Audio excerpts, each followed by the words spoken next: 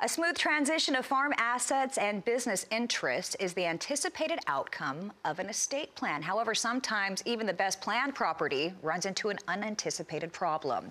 Joining us now for a look at some recent estate and trust court decisions is Roger McEowen with the Washburn University School of Law. Thanks for joining us, Roger. The first case we're going to look at involves a fraudulent transfer. Give us a recap.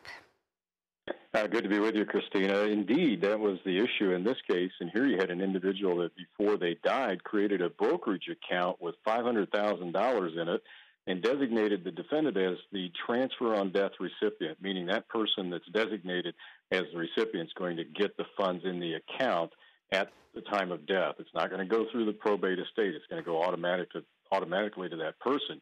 Well, the decedent died 18 months after establishing the account, and at that time, the value in the account was $1.1 million. That passes outright to that person and leaves a creditor holding the bag for $850,000 and made the estate insolvent. So they sued, claimed that that was a fraudulent transfer, and the court agreed, and they said they established a very low standard of proof to overcome. And that the decedent made the transfer and intended to incur or believed or reasonably should have believed that they would incur debts beyond their ability to pay as it became due. And so that creditor was able to raid that account at death and get paid for that debt that was owed.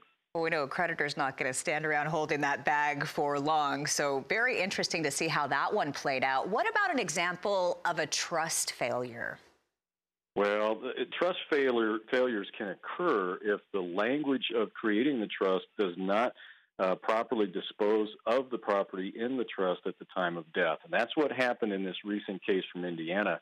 You had a situation where you had a charity that was named, you had other individuals that were named, and they were to get specific bequests. Well, when the person that created the trust, the grantor, died, they couldn't dispose of all of the property of the trust because they couldn't find the named beneficiary. So the trustee just gave the balance to charity, and that created a whole bunch of problems. And the appellate court said, no, this is not a charitable trust, so you can't just take a residuary amount and apply the residuary clause and leave it to charity.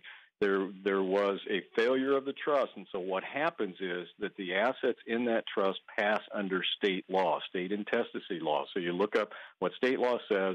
If you don't have a will or you don't have a trust and the person's designated there, will get the property.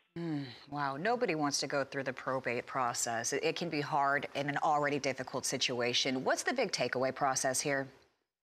Well, the takeaway on all of these, and whether we're dealing with homestead definitions or trusts or whether we're dealing with transfer on death accounts, is to make sure you have good legal counsel that drafts these documents very carefully, and we consider the possible contingencies that might occur. We can't consider everything, but we can be broad enough in our drafting to basically result in takers so that we don't have the messes that have occurred in these cases that I mentioned. Okay. Roger McEowen with the Washburn University School of Law. Always appreciate you joining us.